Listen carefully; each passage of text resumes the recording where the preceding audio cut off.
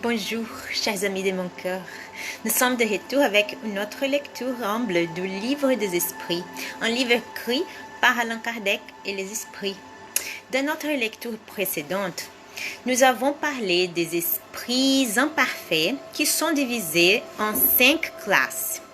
Dans les prochaines lectures, nous parlerons plus spécifiquement de chacune de ces classes.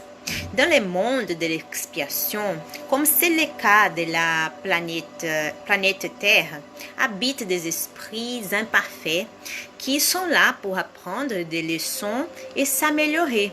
Ces planètes sont comme des écoles pour ces esprits. Si vous aviez l'occasion d'aller à l'école, vous pourriez aussi bien faire cette analogie. Quel genre d'étudiant étiez-vous? Quel genre d'étudiant êtes-vous?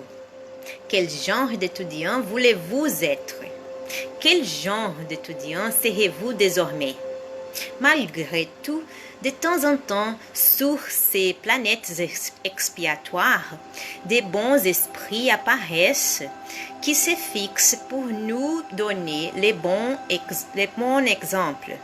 Et parmi ces esprits qui s'incarnent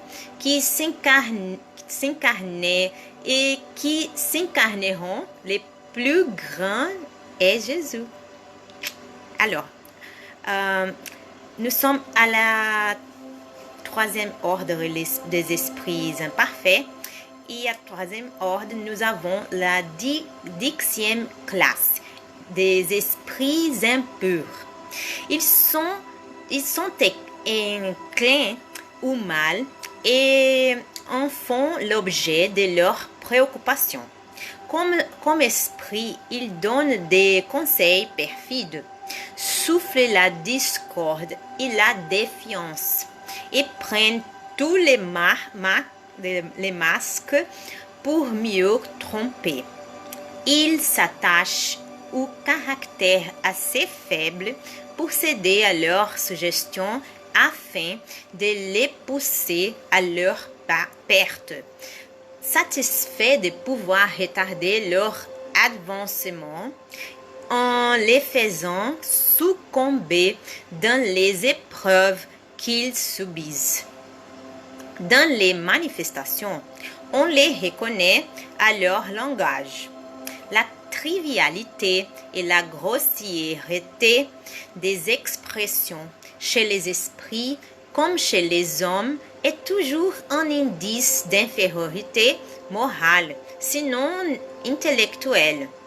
Leur communication décèle la bassesse de leur inclination. Et s'ils veulent faire prendre l'échange en parlant d'une manière sensée, ils ne peuvent longtemps soutenir leur rôle et finissent toujours par trahir leur origine.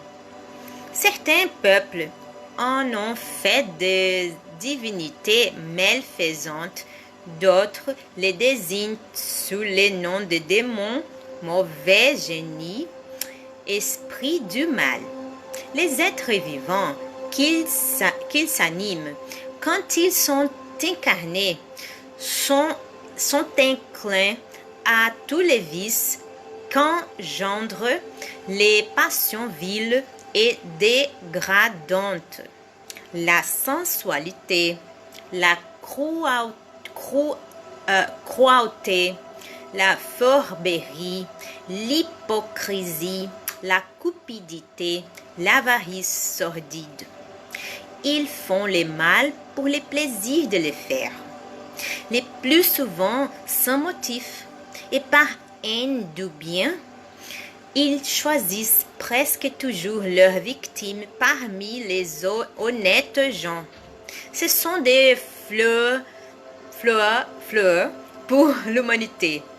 À quelques rangs de la société qu'ils appartiennent, et le vernis de la civilisation ne les garantit pas de l'opprobre et de l'ignominie. Pardon. Eh bien, nous avons terminé notre lecture pour aujourd'hui. J'espère que vous l'avez apprécié autant que moi. Des questions, laissez-le dans les commentaires, s'il te plaît. Vos paroles sont très importantes pour notre travail. Si vous aimez cette humble lecture, profitez de la vidéo et partagez avec vos amis. Partagez-la avec vos amis. Que Dieu vous bénisse tous. Bisous. Salut.